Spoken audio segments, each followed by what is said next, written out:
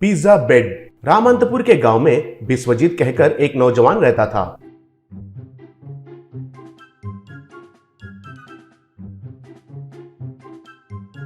वो एक pizza shop में डिलीवरी बॉय की तरह नौकरी करता था। घर घर जाकर पिज्जा को डिलीवरी करता था।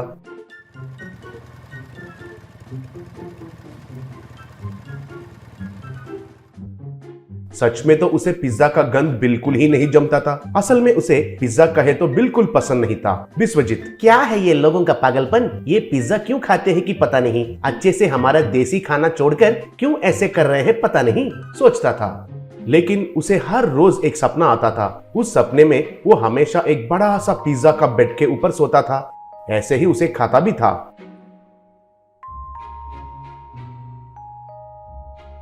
ऐसे ही उसका सपने में एक बूढ़ा आदमी एक शेफ के ड्रेस में आकर, बेटा तुम उस पिज्जा को जितना ज्यादा खाएगा उतना अच्छा है, खाओ खाओ और भी अच्छे से खाओ, खाते ही रहो, कहता रहता था। नींद से जागकर विश्वजीत, छी छी, ये सपना क्या है? आजकल कुछ ज्यादा ही आ रहा है। और वो बूढ़ा आदमी कौन है? पिज्जा खाओ कहकर मेरा पीछा पड़ रहा है, क्या है ये, सोचता था।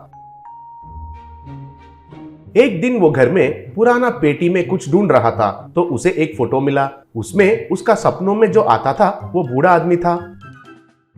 माँ पिता को उनके बारे में पूछा तो पिता, ओहो, ये आदमी, ये तो तुम्हारा परदादा का दादा है बेटा।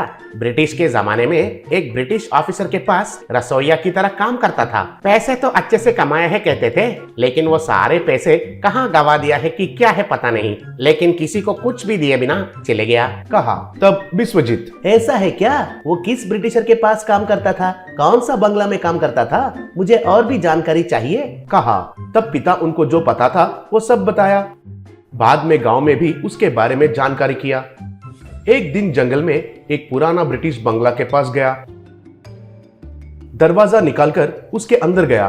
वो ऐसे अंदर जाते ही वो दरवाजा अपने आप बंद हो गई। वो कितना कोशिश करने से भी वो नहीं खुली। तब वो और थोड़ा अंदर जाकर देखा तो उधर एक बड़ा सा पिज्जा बेड था। वो देखकर विश्वजीत हैरान रह गया। बाद में वो उसके ऊपर सो गया।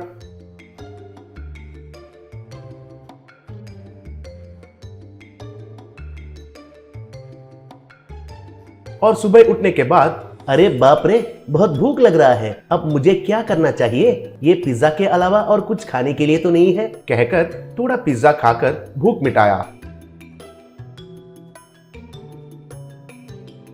बाद में कितना भी कोशिश करने से भी वो दरवाजा नहीं खुली। ऐसे हर रोज उस बेड पर सोना और उठने के बाद उस पिज्जा को खाने लगा।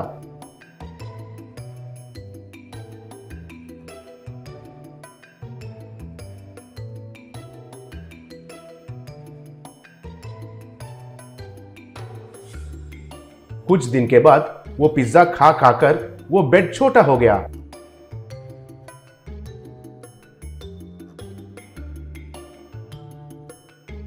आखिरी पिज्जा का टुकड़ा खाके देखा तो उधर एक छोटा सा बटन दिखाई दिया। उसे दबाते ही उधर एक दीवार खुलकर अंदर सीढ़ियां दिखाई दिए। वो हैरान होकर उसके अंदर गया। अंदर देखा तो बहुत सारा सोना और हीरों का खजाना दिखाई दिया।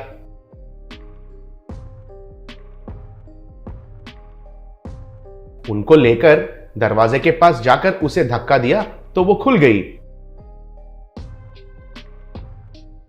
वो घर आकर जो हुआ वो सब बताया। ऐसे वो एक बड़ा सा कार और घर खरीद लिया। एक दिन सपने में वो बूढ़ा आदमी फिर से आया। अरे ओ पोता, मैंने बहुत मेहनत करके जो कमाया था उसे एक स्वामी जी के मंत्र से ऐसा छुपाया। मैंने इतने साल से हमारे घर वालों के सपनों में आने के लिए बहुत कोशिश किया, लेकिन नहीं आ पाया, मगर तुम्हारा सपनों में तो आया। आखिर में वो सारा संपत्ति मेरे पोता को भी मिलने के लिए मुझे बहुत खुशी हो रही है। अब मेरा आत्मा को शांति मिल गई है, कहकर गायब हो गया। नींद से उठकर विश्वजीत उनका दादा का फोटो को प्रणाम किया।